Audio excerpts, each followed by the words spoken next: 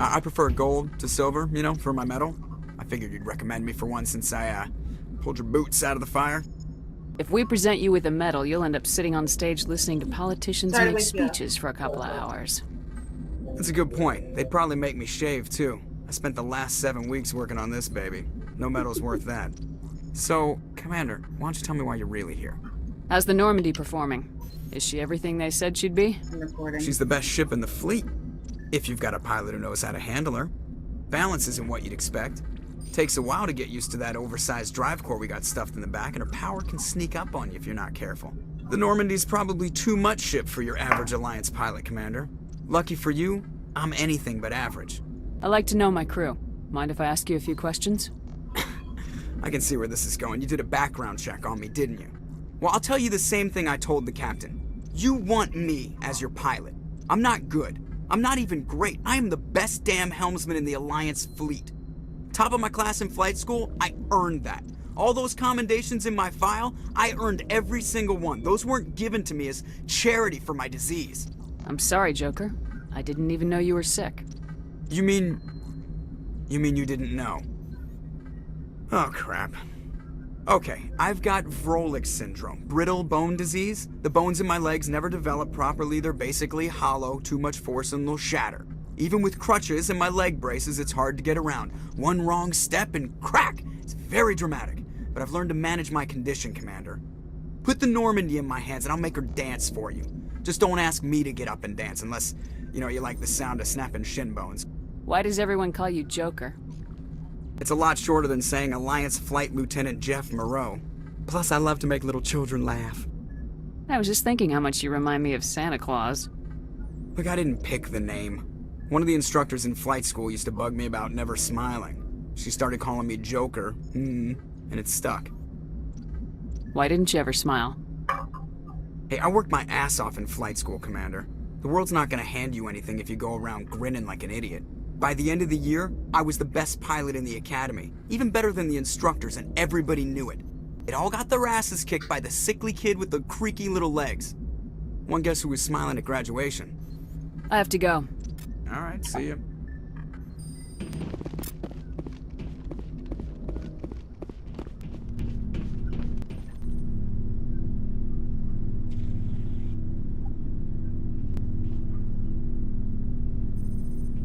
Commander, do you have a minute?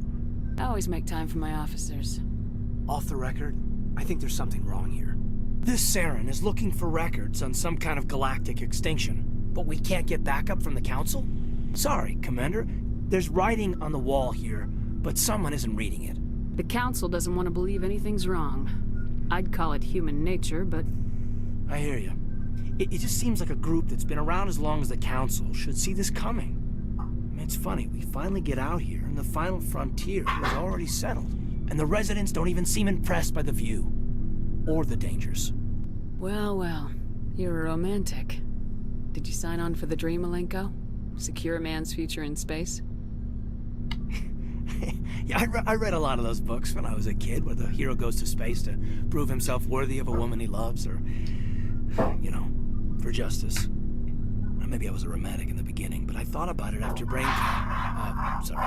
biotic acclimation and temperance training. I'm not looking for the dream. I just want to do some good.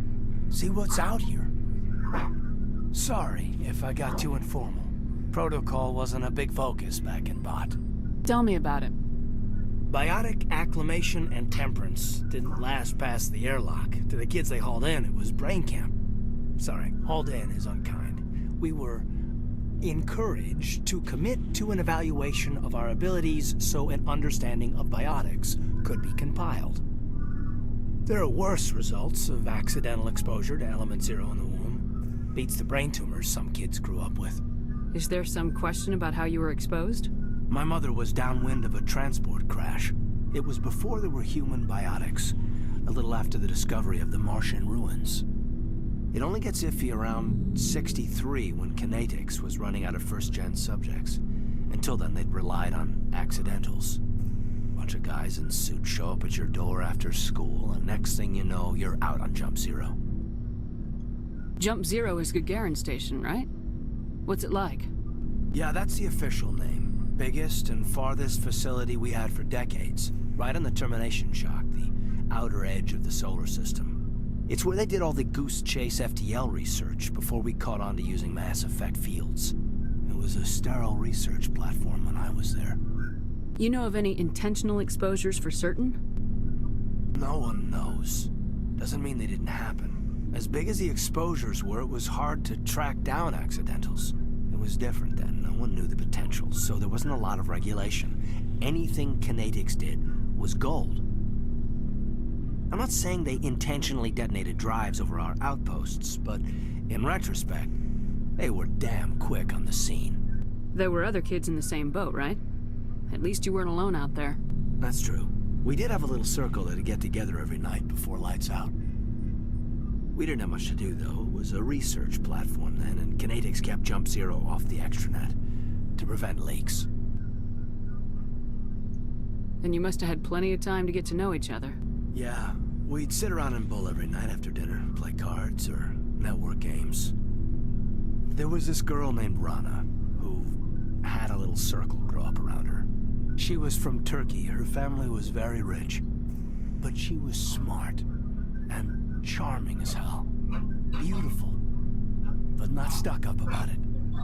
Like you, I guess. Ma'am. Sounds like she was special to you. She was. Maybe she felt the same. But things never felt together. Training, you know. Jump Zero's a long way from home. What was it like? The grand gateway to humanity looks a lot better in the vids. Anyway, this was supposed to be a casual debrief, not a bull session about stuff that happened years ago. I wanted to get to know you a little better, that's all. Thanks for the talk, Caden. Well, you're welcome, ma'am. You, make a habit of getting this personal with everyone? I didn't say I did this for the whole crew. We should talk again.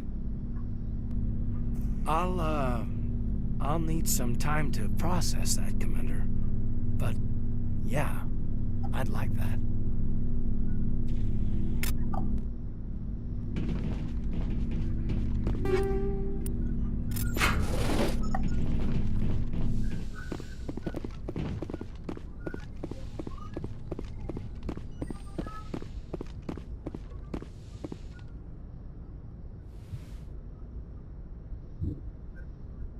Commander, are you coming to check up on me? You look much better. How are you feeling? Dr. Chakwas assures me I am going to be fine. I was impressed with her knowledge of Asari physiology. You're in good hands. Dr. Chakwas knows what she's doing. I never properly thanked you for saving me from the Geth, Commander. If you hadn't shown up, I'm just glad we got there in time. so am I. I know you took a chance bringing me aboard this ship. I have seen the way your crew looks at me. They do not trust me. But I am not like Benezia. I will do whatever I can to help you stop Saren. I promise. Don't worry, Liara. I trust you. I know you won't let me down.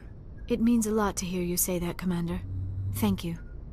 Tell me about yourself, Liara. Me? I am afraid I am not very interesting, Commander. I spend most of my time on remote digs, unearthing mundane items buried in long-forgotten Prothean ruins. Sounds dangerous. And lonely. Sometimes I would run afoul of indigenous life forms or stumble across a small band of mercenaries or privateers, but I was always careful. Until the Geth followed me to Artemis Tau, I never found myself in any situation my biotics could not handle. As for the solitude, well, that is one aspect that most appealed to me. Sometimes I just need to get away from other people. You don't like other people? I suppose it comes from being a matriarch's daughter. People expected me to follow in Benezia's footsteps. They wanted me to become a leader of our people. Matriarchs guide their followers into the future. They seek the truth of what is yet to come. Maybe that's why I became so interested in the secrets of the past. It sounds so foolish when I say it out loud. It sounds like I became an archaeologist simply to spite Benezia. All children rebel against their parents. It's a natural part of growing up. Aha, you share the wisdom of the matriarch, Shepard. That is exactly what Benezia said when I told her of my decision. But there was more to it than that. I felt drawn to the past. The Protheans were these wondrous, mysterious figures. I wanted to know everything about them. That is why I find you so fascinating. You were marked by the beacon on Eden Prime. You were touched by working Prothean technology. Sounds like you want to dissect me in a lab somewhere. What? No! I did not mean to insinuate. I never meant to offend you, Shepard.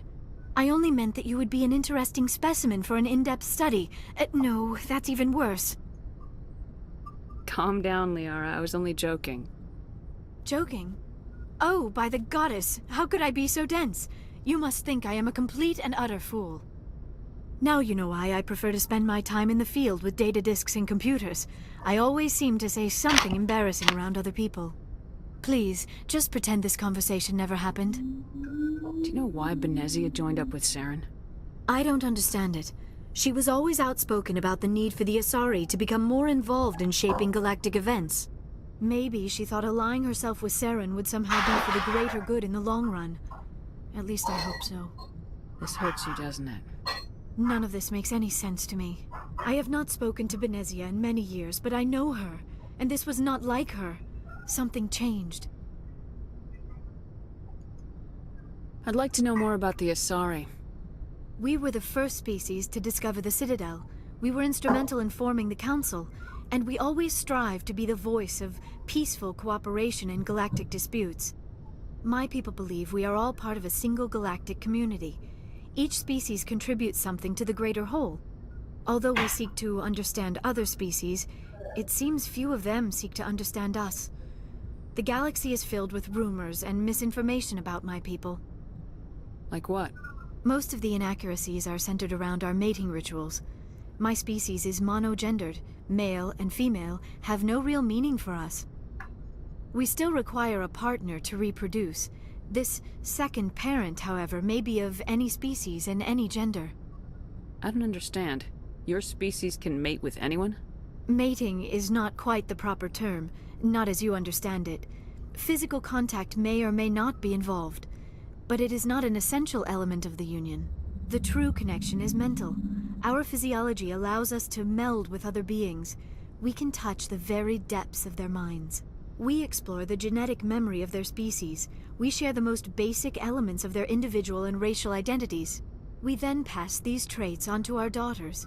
It is how we learn to grow as a species and how we develop a greater understanding of other races. What happens to your partner after the union? Every relationship is different. Some unions are a single encounter with both parents parting ways afterwards. Others can be more long-term. Sometimes an Asari and her partner will stay together for many decades. Do you know who Matriarch Benezia chose as her partner? She rarely spoke of her partner. Though I know my father, if you want to use that term, was another Asari. I thought you always needed another species to serve as one of the parents. Think about it, Shepard. If we were not able to mate with our own species, we would have died out long before we ever mastered spaceflight and left our homeworld. Union with our own kind is no longer common, not for the purposes of reproduction. Most Asari believe it weakens our species. Asari daughters inherit racial traits from the father species. If both parents are Asari, then nothing has been gained, or so conventional wisdom would hold. I am what is sometimes called a pureblood. Though no Asari would ever be cruel enough to say the word to my face, it is a great insult among my people. It is possible Benezia's partner was embarrassed by their union. She may have been too ashamed to publicly acknowledge me as her offspring. Maybe she wanted to meet you but couldn't. Something could have happened to her. Maybe she passed away. You might be right. I hope you are. But I have no way to know for sure. Benezia never spoke of her partner. Whatever happened, it caused her too much pain to dwell on it. She raised me by herself, though that is not uncommon. Many Asari raise their children alone, particularly if the father species is short-lived. Often the partner will pass on long before the child reaches maturity. You Asari live for 1,000 years. What happens when your partner dies? Few sapient species live as long as my kind. We have learned to take a philosophical approach to our unions. We do not focus on the inevitable loss of our partners. Instead, we enjoy the time we spend with them. And even after they're gone, a part of them lives on in us. The Union is a connection that transcends both time and space. I should go. Goodbye, Shepard. Commander, nice work out there. I knew working with the Spectre would be better than life at CSEC. Have you worked with the Spectre before? Well, no, but I know what they're like. Spectres make their own rules. You're free to handle things your way. At CSEC, you're buried by rules. The damn bureaucrats are always on your back. For the most part, the rules are there for a reason. Maybe. But sometimes it feels like the rules are only there to stop me from doing my work. If I'm trying to take down a suspect, it shouldn't matter how I do it, as long as I do it. But CSEC wants it done their way. Protocol and procedure come first. That's why I left. So you just quit because you didn't like the way they do things? There's more to it than that. It didn't start out bad, but as I rose in ranks, I got saddled with more and more red tape. CSEC's handling of Saren was typical. I just couldn't take it anymore. I hate leaving. I hope you made the right choice. I'd hate for you to regret it later. Well, that's sort of why I teamed up with you. It's a chance for me to get off the Citadel, see how things are done outside CSEC. Either way, I plan to make the most of this. And without CSEC headquarters looking over my shoulder, well, maybe I can get the job done my way for a change.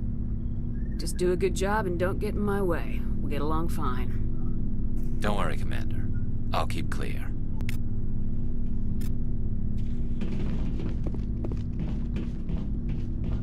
Commander? Do you have a few minutes to talk? One-on-one? Sure. I was hoping to get a minute of your time off the record. I keep an open-door policy. If you have any concerns, lay them on me. All right. I know things are different aboard the Normandy, but I'm concerned about the aliens, Vicarian and Rex. With all due respect, Commander, should they have full access to the ship? Don't mince words, Chief. What's your concern? This is the most advanced ship in the Alliance Navy.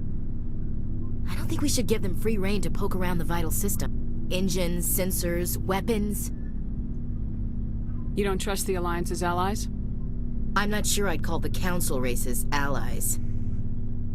We, humanity, have to learn to rely on ourselves.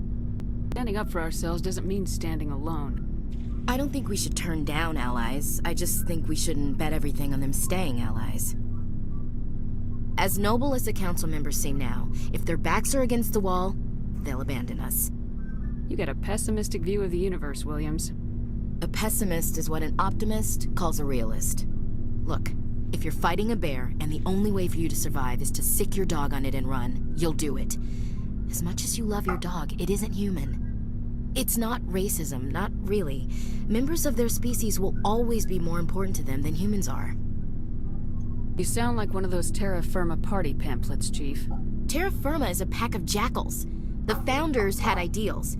These days they just play off xenophobia and bigotry. I hope my reasons are more rational.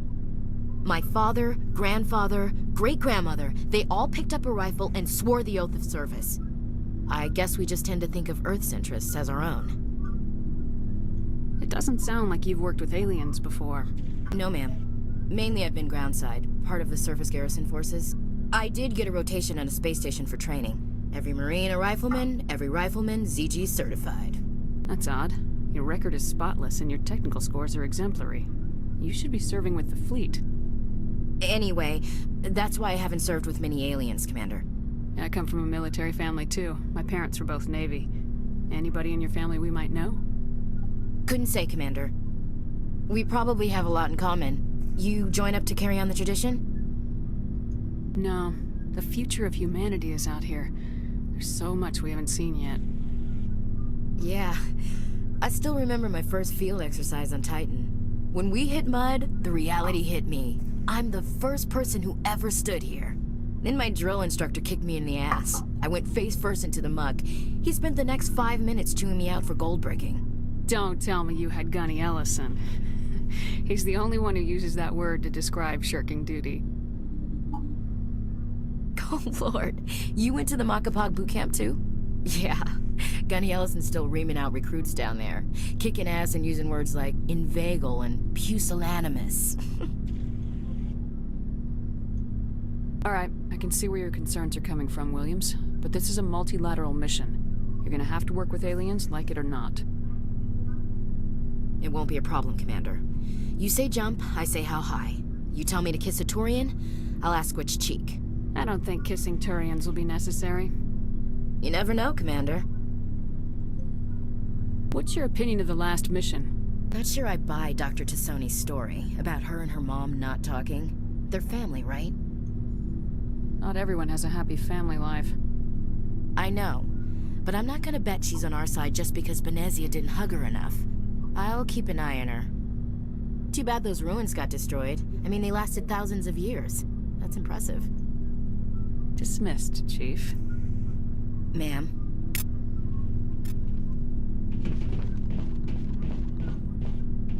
Shepard, what can I do for you? What's your story, Rex? There's no story. Go ask the Quarian if you want stories. You Krogans live for centuries. Don't tell me you haven't had a few interesting adventures. Well, there was this one time the Turians almost wiped out our entire race. That was fun. I heard about that. You know, they almost did the same to us. It's not the same. It seems pretty much the same to me. So your people were infected with a genetic mutation? An infection that makes only a few in 1,000 children survive birth? And I suppose it's destroying your entire species? I suppose it isn't all the same. I don't expect you to understand, but don't compare humanity's fate with the Krogan. I was just making conversation. I wasn't trying to upset you. Your ignorance doesn't upset me, Shepard. As for the Krogan, I gave up on them long ago. The genophage infected us, but it's not what's killing us. Are your people really dying? We're sure not getting any stronger. We're too spread out. None of us are interested in staying in our own system. Lots of species have left their homes and prospered. But they go to colonize new worlds. We're not settlers. We're warriors. We want to fight. So we leave. Hire ourselves out. And most of us never go back. What can you tell me about the genophage? Ask the Solarians if you want details. They made it. All I know, it makes breeding nearly impossible. Thousands die in stillbirth, and most never get that far. Every Krogan is infected, every one. And no one's rushing to find a cure.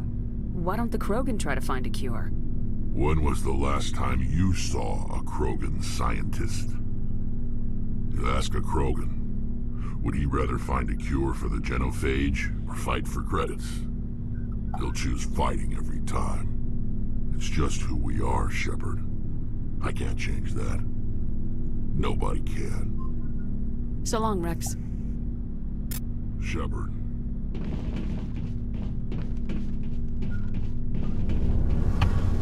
Your ship's amazing, Shepard. I've never seen a drive core like this before. I can't believe you were able to fit it into a ship this small. I'm starting to understand why you humans have been so successful. I had no idea Alliance vessels were so advanced. The Normandy's a prototype, cutting-edge technology. A month ago, I was patching a makeshift fuel line into a converted tug ship in the flotilla. Now, I'm sitting on board one of the most advanced vessels in Citadel space. I have to thank you again for bringing me along. Traveling on a vessel like this is a dream come true for me. I had no idea you found ship technology so interesting. It comes with being a Quarian. The migrant fleet is the key to the survival of my people. Ships are our most valuable resource. But we don't have anything like this. We make do with cast-offs and second-hand equipment.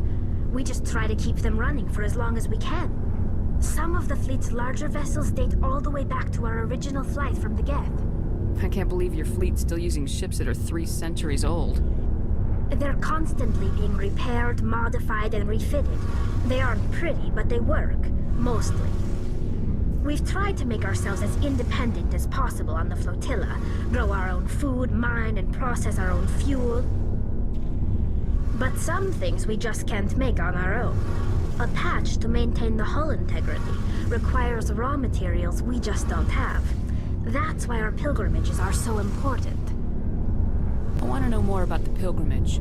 When my people reach maturity, we leave our birth ships and seek acceptance with a new crew. It's necessary to maintain genetic diversity among the fleet. But no ship wants to accept someone who will be a burden on them. So, to prove our worth, we embark on a pilgrimage. We set out alone, leaving the flotilla and our families behind us. We only return once we have found something of value we can bring back to the fleet. This is presented as a gift to the captain of the respective ship we wish to join. If the gift is accepted, we are welcomed into the crew. Can a captain choose to reject the gift? That doesn't happen often. Most captains are eager to increase the size of their crew. It increases their own standing in our society. Even when a gift is not particularly valuable, the captain usually accepts it out of a sense of tradition. However, there is a stigma to presenting a substandard gift. It's not the best way to make a good impression on a new community. Most pilgrims don't return until they find something worthwhile. I can't believe they just send you off alone. It's not like they just cast us out. Before we leave, we are given lessons in how to survive outside the flotilla, and given gifts to help us on our journey. We also receive implants to fight off sickness and disease. Generations of living in an isolated and highly controlled environment have left our immune systems weaker than most. By the time we leave the fleet, we are well equipped for the pilgrimage. This is a rite of passage for all Quarians. If it were dangerous, our numbers would suffer. Virtually every pilgrimage ends with a triumphant return and the ritual presentation of the gift to one of the fleet's captains. I want to talk about something else. Like what? Tell me about your people. Our lives aren't easy. Resources are scarce, and we are constantly on the move. Everything we do must in some way contribute to the continuation of the migrant fleet. There are 17 million Quarians in the flotilla, and each of us relies on the others for survival. The bonds among my people are strong. Unfortunately, we have had to surrender many of the freedoms and civil liberties other species take for granted. What kind of freedoms? Well, it's illegal for parents to have more than one child. If our population grows too much, it would strain our resources to their breaking point. Of course, we also can't allow our numbers to become too few. If our population is in decline, the rule against single births is temporarily repealed. In extreme cases of population decline, incentives are even offered to encourage multiple births, though the Conclave hasn't had to take such measures in nearly a century. That's your government. The Conclave is our civilian branch of government. Each ship can elect a representative to serve on the Conclave and make decisions that affect the fleet as a whole. On matters that affect an individual ship, however, the captain has the final say. It's a tradition that dates back to the early days, when the fleet was governed by martial law. Fortunately, most captains nowadays are smart enough to have an elected council from their crew to give them advice and guidance. So the ultimate power rests with elected officials? In practice, the Conclave and the respective council for each ship tend to set the rules that govern our daily lives. But in theory, we are still under military jurisdiction. The 5 top-ranking military officials in the fleet serve on the Admiralty Board. These 5 have the power to overrule any decision by the Conclave in case of emergency. To do so requires unanimous agreement among the Admiralty, and they can only do this once. After that, the entire board must resign their posts. It's a safeguard that served us well. In nearly 3 centuries, the Admiralty Board has only overruled the Conclave 4 times. I want to know more about the Geth. I doubt I can tell you anything you don't already know. It's been almost 3 centuries since they drove my people into exile. All I know is the story of their origins. What they were when we created them, and how they turned on us. Interesting. The Geth were originally created to serve as an automated manual labor force. Initially, their intelligence was as limited as any VI. Over time, we made small modifications to their programming to allow them to perform more varied and complex tasks, bringing them closer and closer to true AI status. How come the Council didn't step in and stop you? This wasn't true AI research. We may have been skirting the bounds of the law, but we never did anything that was actually illegal. The changes were so insignificant, so gradual, that we were able to control them. Or so we thought. But one thing we underestimated was the power of the neural network. 1 million Geth thinking simultaneously created an inherently unstable matrix. So the Geth share brainpower? Many of the Geth's logic systems were designed to work in concert with other nearby Geth. Basically, the more of them you have in a group, the smarter they are. So there's some sort of group consciousness? No, nothing like that. They cannot share sensory data or information. Their programming cannot handle that much simultaneous input. Each Geth maintains an individual awareness and identity. The neural network only operates on a process-based level. It's basically the synthetic equivalent of a subconscious. But when they're in close proximity, they can coordinate low-level functional processes, freeing up more capacity for original or independent thought. That doesn't make any sense. I'm probably oversimplifying. The Geth are incredibly advanced and complex creations. All you need to know is that they get smarter when they gather in large numbers.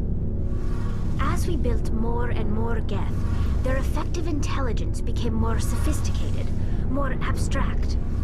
One day, a Geth began to ask its Quarian overseer questions about the nature of its existence. Am I alive? Why am I here? What is my purpose? As you can imagine, this caused a near panic among my people. I don't see what's so bad about those questions. The Geth were created to engage in mundane, repetitive, or dangerous manual labor. That's fine for machines, but it won't satisfy a sentient being for long. The Geth were showing signs of rudimentary self-awareness and independent thought. If the Geth were intelligent, then we were essentially using them as slaves. It was inevitable the newly sentient Geth would rebel against their situation. We knew they would rise up against us, so we acted first. A general order went out across all Quarian-controlled systems to permanently deactivate all Geth. The Geth responded to this order violently. Hey, you can't blame them for fighting for their survival. We had no other choice. The Geth were already on the verge of revolution. By acting quickly, we had a chance to end the war before it began. The hope was that most of the Geth would still be little more than machines, incapable of organized resistance. But they had progressed much further than anyone anticipated. The war was long and bloody. Millions upon millions of Quarians died at their hands. In the end, we were forced to flee our own homeworld. We feared the Geth would pursue us, but they never came beyond the Veil. Now we drift through space, exile searching for a way to reclaim what was once ours. It's hard to feel sorry for you. Your ancestors tried to wipe out another species. We made a mistake when we created the Geth in the first place, but we did not make a mistake when we went to war against them. If we had not acted, they would have wiped us out. They're a synthetic life form. They have no use for organics. None. Why do you think they cut themselves off from the rest of the galaxy? Why do you think they've killed every organic being who's ever tried to contact them? They didn't kill Saren. What does that tell you? The Geth are not innocent victims in all this. They're the enemy. They want to destroy us. Not just the Quarians. All organic life. That's why they've joined up with Saren. And that's why we have to stop him. I should go. See you later.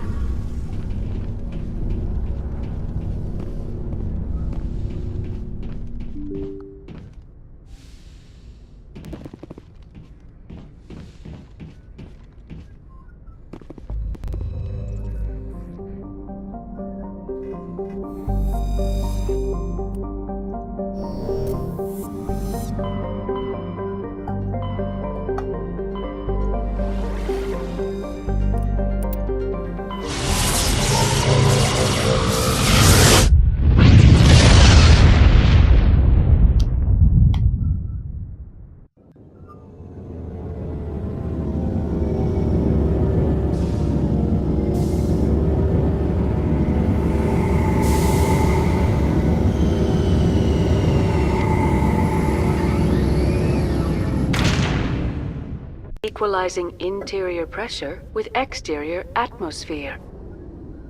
Logged. The commanding officer is ashore. Exo Presley has the deck.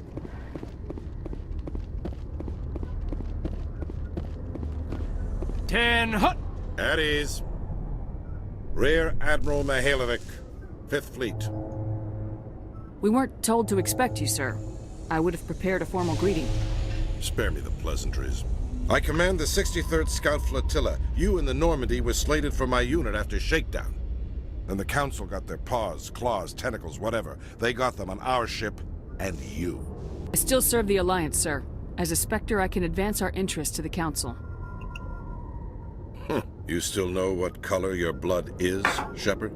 I don't begrudge the politician's decision to throw you to the Council. It's an opportunity. I do begrudge this over-designed piece of tin, though. The Normandy is a fine ship, sir. She's served us well so far. It's a gimmick, Commander. Useless in a stand-up fight. This experiment diverted billions from our appropriations bills. For the same price, we could have had a heavy cruiser. But no, we had to make nice to the Turians, throw money at a co-developed boondoggle. I'm here to make an inspection, Commander. Normandy is an Alliance warship. I intend to see she's up to snuff. We'd be honored to show her to you, Admiral. I'll just bet. Wait here. I won't be long. Commander, I'm not happy. I'm sorry to hear that, sir. Who designed that CIC? Putting the commander aft of everyone else is inefficient. What if he needs to discuss with the operators toward the bow? Modified Turian style. They prefer commanders looking over their subordinates rather than in the middle of them. We wanted to see how effectively they can command with that setup. Reasonable goal, but they should have studied that in a lab rather than on a frontline warship. I had to shake my head at that drive core of yours. 120 billion credits at element 0 to make this thing able to move without giving itself away. You realize we could make drive cores for 12,000 fighters with that money? What good is it to hide for a few hours anyway? Useless. We can loiter in an enemy system and monitor traffic or drop infiltration teams on enemy worlds. Normandy could be more effective than the Solarian STG. Maybe. But that's not the job of a proper warship. We're supposed to find and kill the enemy fleet, not count how many times their garrison goes to the bathroom. And we need to talk about your crew, Commander. Krogan? Asari? Turians? What are you thinking, Commander? You can't allow alien nationals free access to Alliance equipment? Between Saren and the Geth, we have enough enemies out here. Treating other species with suspicion and distrust won't win hearts and minds. That assumes the hearts and minds are worth winning. That hasn't been proven yet. You have anything else to say, Commander? Any other justifications for the state of this vessel? None, sir. Very well. I don't agree with any of this, but your reasons seem sound. I'll be submitting a report to the Joint Military Council. It will not be as negative as I'd planned. Good hunting, Commander Shepard. Make us proud. Dick. Khalees had been seen in Al-Jalani, Westerland News. Would you answer a few questions for our viewers? What sort of questions? People back home have heard a lot of wild stories about you, Commander. I can give you the chance to set the record straight. What do you say? So long as you understand that I may not be able to answer all questions. I'm sure our viewers will understand.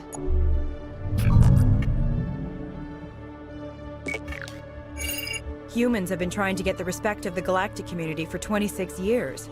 With that in mind, what are your feelings on being the first human Spectre? Spectres represent the best of every species in the galaxy. To be asked to join them is an honor. Some have said your appointment is the Citadel throwing humans a bone. Have you encountered any situations where the Citadel asked you to place its needs before the needs of Earth? The Council is concerned with the needs of the whole galactic community. We're part of that community now. Our needs are on their agenda, but we're one of many. You really do believe that, don't you? You've been given command of an advanced human warship for your missions. Is there anything you'd like to say about it? Actually, the Normandy was co-developed by human and Turian engineers. Its design incorporates many innovations, all of which are classified, I'm afraid. So the Turians have knowledge of the Normandy that is being kept secret from the Alliance public? Do you think it was appropriate to hand Earth's most advanced warship over to the Citadel? I wasn't aware it had been handed over to anyone. I'm in command, and last I checked, I'm human. Same goes for my crew. Human, yes, but you do work for the Citadel now, Commander. One last question, Commander. Rumors back home say you're tracking a rogue Spectre named Saren. Do you have any comment on that? I'm afraid I can't comment on whatever my current assignment may or may not be. Don't worry, we'll find out. The eyes of Earth are on you. Don't let us down. Thank you for your time, Commander Shepard.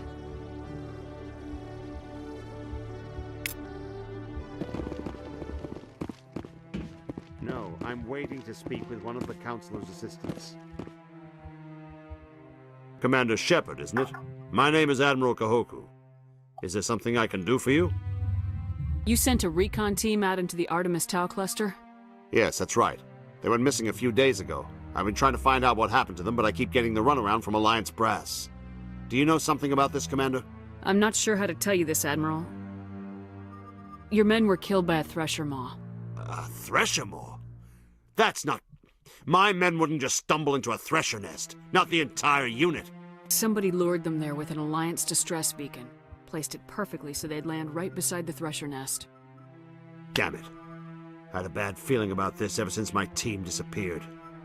An Alliance beacon used as bait, my unit wiped out, and nobody seems to know anything about it. Commander, I appreciate what you did. Now I need to do my part. The families of those Marines deserve to know why they died. Anything you need from me? Not right now, Shepard, but I'll let you know as soon as I find something out.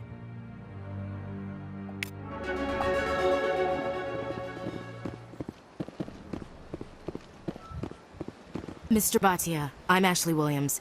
I served with your wife in the 212. I wanted to tell you how sorry I am. Gunnery Chief Williams. My wife spoke of you with great respect. Thank you. Has any progress been made with Mr. Bosker? Will he return my wife's body? Not yet. I'll be back when I have more to tell you. Thank you, Commander. My goodness, you're Commander Shepard. Your activities made for quite a briefing in the Diplomatic Corps. Is there something I can do to assist you? Yes. A man named Samesh Bhatia is having some trouble claiming his wife's body. Ah, Mr. Bhatia. A good man in an understandably frustrating position. I wish I could help him. Serviceman Nirali Bhatia died on Eden Prime, as Mr. Bhatia no doubt told you.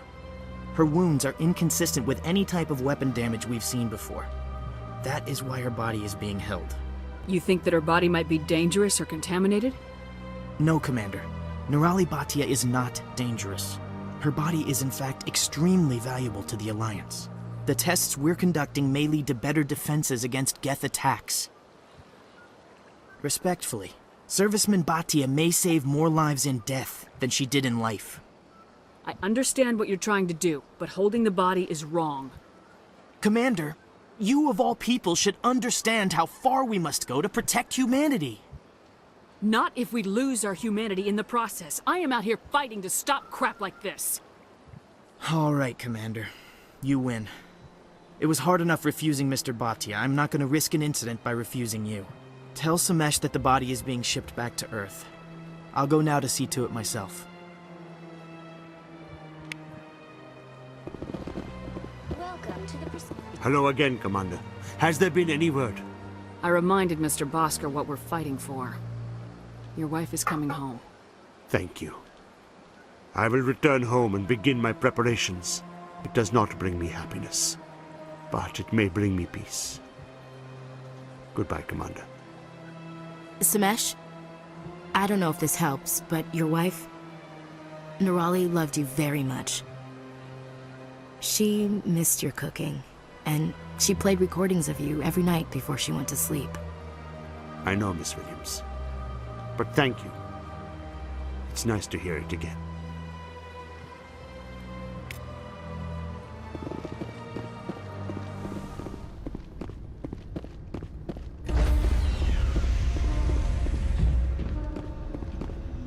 Stand by, shore party. Decontamination in progress.